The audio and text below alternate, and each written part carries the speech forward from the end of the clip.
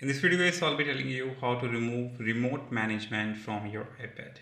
To remove remote management or MDM from your iPad guys, just navigate to the setting.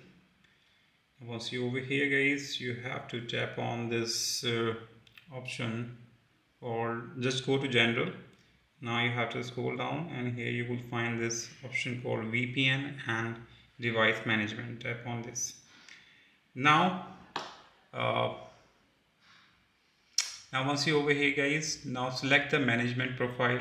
Like right now I don't have the management profile, but if you have a management profile, just tap on it and select the management profile and just tap on remove management. When you click on the when you tap on the management profile, you will see the remove management option here guys in this section.